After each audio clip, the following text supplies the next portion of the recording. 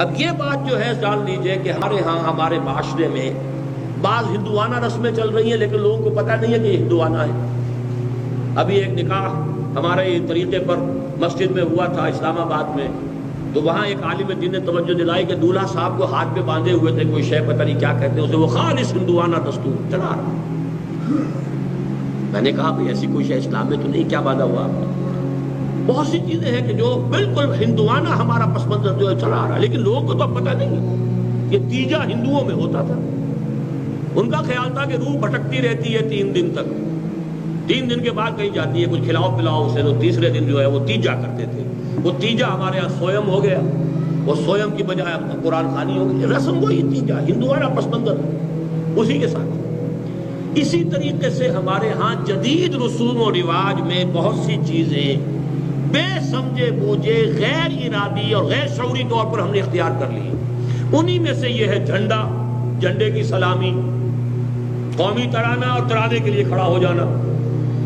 یہ کوئی سوچ سمجھ کے نہیں اختیار کی گئی، کیونکہ دنیا میں رواج ہے، ہر جگہ ہوتا ہے، لہذا ہمارا بھی ملک بن گیا ہے، ہمارے ہاں بھی جھنڈے کی سلامی ہونی چاہیے، ہمارے ہاں بھی ترانے کے احترام میں کھڑے ہو جانا چاہیے۔ لیکن میں آپ کو بتانا چاہتا ہوں کہ میرا فکر جو جیسا کہ میں نے عرض کیا سب سے زیادہ اقبال سے متاثر ہے۔ جدید دور کے نظریات کا جو مطالعہ اقبال نے کیا ہے، کسی بڑے سے بڑے عالم دین کا اندازہ نہیں ہے کہ ان کے اندر کس قدر زہر بھرا ہوا ہے۔ بڑا پیارا شعر ہے اقبال کا، عذاب دانش حاضر سے باخبر ہوں میں کہ میں اس آگ میں ڈالا گیا ہوں مثل خلیل۔ علماء نے تو وہ پڑھا نہیں تھا، وہ فلسفہ نہیں پڑھا، یورپ نہیں گئے، وہ معاشرہ دیکھا نہیں، جا کر وہاں پہ تعلیم حاصل نہیں کی، لہذا انہیں کیا پتا؟ وہ تو اپنے قال اللہ قال رسول کے اندر مگن ہے، لگے ہوئے کہ مجھے تو اس آگ میں ڈالا گیا ہے۔ میں انگلستان میں رہا ہوں، میں برلن میں وہاں رہا ہوں، جرمنی میں رہا ہوں، تو عذاب دانش حاضر سے باخبر ہوں میں کہ میں اس آگ میں ڈالا گیا ہوں مثل خلیل۔ لہذا اس کا سب سے بڑا مسئلہ کیا ہے؟ وطنیت، یعنی وطن بحیثیت ایک سیاسی تصور کے۔ ان کی جو نظم ہے، اقبال نے جو فتویٰ اس پر دیا ہے وہ سن لیجئے۔ اس دور میں میں اور ہے، جام اور ہے، جم اور، ساقی نے بنا کی روش لطف و ستم اور، تہذیب کے آزر نے ترشوائے صنم اور، مسلم نے بھی تعمیر کیا اپنا حرم اور، ان تازہ خداؤں میں بڑا سب سے وطن ہے، جو پیرہن اس کا ہے وہ مذہب کا کفن ہے۔ انتہا ہے، انتہا ہے، انتہا ہے جذبات کی شدت۔ عرض کیجئے جوہر اندیشہ کی گرمی کہاں، کچھ خیال آیا تھا وحشت کا کہ صحرا جل اٹھا۔ ان تازہ خداؤں میں بڑا سب سے وطن ہے، جو پیرہن اس کا ہے وہ مذہب کا کفن ہے۔ یہ بت کے تراشیدہ تہذیب نوی ہے، غارت کرے کاشانہ دین نبوی ہے۔ ایک لفظ پر غور کیجیے، یہ بت کے تراشیدہ تہذیب نوی ہے، غارت کرے کاشانہ دین نبوی ہے۔ بازو تیرا توحید کی قوت سے قوی ہے، اسلام تیرا دیس ہے تو مصطفی ہے۔ نہ سارا تیری نہ زمانے کو دکھا دے، اے مصطفی خاک میں اس بت کو ملا دے۔ یہ ہے فکر اقبال۔ سیکولرزم اور نیشنلزم، یہ آج کی دنیا کے دو سب سے بڑے بت، سب سے بڑے شرک، سب سے بڑے کفر۔ تیسرا ہے میٹیریلزم، مادہ پرستی۔ یہ تسلیس ہے آج کی تہذیب کی۔ سیکولرزم، میٹیریلزم، نیشنلزم، وطنیت۔ ہر مذہب کی کوئی نماز ہوتی ہے، کوئی اس کے لیے ریچولز ہوتے ہیں۔ وطن کے دیوتا کی علامت جھنڈا، سلام، شرکیات ہے۔ وطن کے دیوتا کی نماز، کھڑے ہو کر وطن کا ترانہ، اور کھڑا ہونا ہماری دین کی اصطلاح میں قنوت کہلاتا ہے۔ دعائے قنوت، وہ دعا جو آپ کھڑے ہو کر مانگتے ہیں۔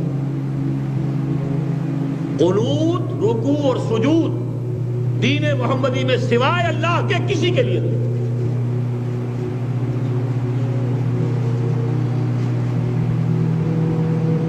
मौलवियों के फतवे तो मौजूद थे,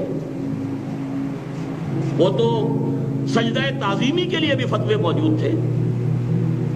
मुगल दरबार में सजदा ताजीमी होता था, लेकिन शेख अहमद सरहंदी गर्दन न झुकी जिसकी जहांगीर के आगे, जिसके नफसे गर्म से है गर्मी अहरार। आपके इल्म में हो शायद ये वाकया। एक तो उन पर मौलवियों ने फतवे जड़े थे कि इन्होंने तो अपने आप को अबू बकर और उमर और उनसे भी ऊंचा करार दे दिया है, इसलिए कि उन्होंने अपनी एक रूहानी सैर का, एक रूहानी कैफियत का बयान किया कि फिर मैं मकाम अलवी से गुजरा, फिर मकाम उस्मानी से गुजरा, फिर मकाम फारूकी से, फिर मकाम सिद्दीकी से, तो वहां तक मेरी रसाई हुई। कहा ये सबसे ऊंचा हो गया, ये दावा कर दिया सबसे अफजल होने का, काफिर हो गया। उसकी वजाहत उन्होंने की और बड़ी खूबसूरती से की। देखिए जहांगीर के दरबार में, आपका दरबार है, आप बैठे हैं, यहाँ 30 हजारी मनसबदार हैं दोनों तरफ, फिर 20 हजारी हैं, फिर 10 हजारी हैं, 5 हजारी हैं। मैं जब आपकी खिदमत में आया हूँ तो सबसे गुजर कर आया हूँ, लेकिन मैं आया हूँ आरजी तौर पर, मैं फिर वापस चला जाऊंगा। इनका मुस्तकिल है, ये 30 हजारी मनसबदार मुस्तकिल बैठा हुआ है यहाँ। मैं तो आया हूँ इन तमाम मकामात से गुजर कर आपकी खिदमत में हाजिर हुआ हूँ। बस यही मामला मेरा है, एक रूहानी कैफियत है, उनके मकामात मुस्तकिल हैं, मैंने सिर्फ एक रूहानी सैर की। बात खत्म हो गई। अब मौलवियों ने कहा कि ये सजदा नहीं करता, लिहाजा दूसरी पेशी पर एक ऐसी चीज बनाई गई कि जब बादशाह के सामने पेशी हो तो एक खिड़की में से गुजरना पड़े। एक दीवार बना दी गई रास्ते में। शेख मुजद्दिद ने पहले उसमें से टांगे निकाली और फिर बाकी धड़ निकाला। गर्दन नहीं झुकी, गर्दन न झुकी जिसकी जहांगीर के आगे, सदा इस पर हुई। फिर गवालियार के जेल में डाले गए। तो जान लीजिए सजदा, रुकू और कुनूत, और कुनूत जब रस्म बन जाए, एक है आपके पास कोई शख्स आया मिलने के लिए, चाहे छोटा भी आया है, आपका अजीज है, आप खड़े हो गए मिलने के लिए, एक मोहब्बत का एक अंदाज होता है। हुजूर हजरत फातिमा के लिए खड़े हो जाया करते थे, अपनी चादर बिछा देते थे। बल्कि आपकी जब ये फतेह मक्का के बाद आपकी रजाई बहन आई है, जिन्होंने अपनी गोद में खिलाया था हुजूर को जबकि आप वहां देहात में थे, तो वो आई है, उनके लिए भी आपने अपनी चादर बिछाई है। तो वो तासीम किसी की वक्ती तौर पर ये हो जाना, उसको जब रस्म की शक्ल दे दी जाए, कुनूत, रुकू और सुजूद अल्लाह के सिवा किसी के लिए नहीं, ये गर्दन नहीं झुकेगी। अल्हम्दुलिल्लाह जो निस्बत बातनी अल्लामा इकबाल को हासिल थी शेख मुजद्दिद के साथ, वो हिंद में सरमाया मिल्लत का निगहबान अल्लाह ने बर वक्त किया जिसको खबरदार। उस वक्त भी दीन अकबरी भी आ गया था और मुत्तहिदा कौमियत का नुस्खा भी आ गया था। इस सदी में उस मुत्तहिदा कौमियत के मुकाबले में खड़े होने वाली शख्सियत अल्लामा इकबाल की थी। वो निस्बत बातनी थी, वही निस्बत बातनी मुझे इकबाल के साथ हासिल